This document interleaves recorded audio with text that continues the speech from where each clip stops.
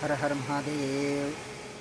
భార్యాభర్తల మధ్య సఖ్యత లేకపోవడం, తరచూ గొడవలు పడుతూ ఇబ్బందులు పడుతూ ఉన్న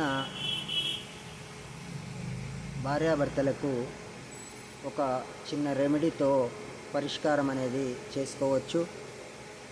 రెమెడీ ఏమనగా, ఒక స్పూన్ తెల్ల ఆవాలు, ఒక 9 లవంగాలు తీసుకొని తెల్ల క్లాతులో అయినా పచ్చ క్లాతులోనైనా ఒక మూటగా, చిన్న మూటగా కట్టి పడుకునే మంచం దగ్గర దిండు కిందనే కానీ మంచానికే కానీ అది కట్టి, తర్వాత ఒక రాగి చెంబులో వాటర్ తీసుకొని అందులో తులసి దళాలు వేసి మంచం కింద పెట్టుకొని పడుకోండి.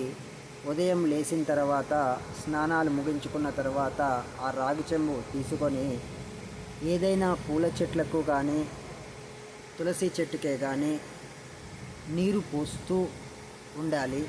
ఆ నీరు పోసి ప్రతి నిత్యము ఈ విధంగానే చేయాలి.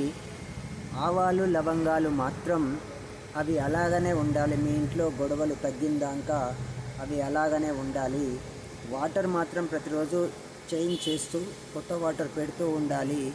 దీనికి వాటర్ పెట్టిన తర్వాత మంచం మీద పడుకునే ముందు మీ మనసులో క్లీం క్లీం క్లీం క్లీం అనే బీజాక్షరాన్ని ప్రతి రోజు పడుకునే ముందు క్లీం క్లీం క్లీం క్లీం అనే బీజాక్షరాన్ని తప్పకుండా స్మరిస్తూ ఉండండి. మీకు శుభం జరుగుతుంది, గొడవలు తగ్గిపోతాయి. అన్యోన్య జీవితం కోసం మీరు ఈ రెమెడీ చేయండి.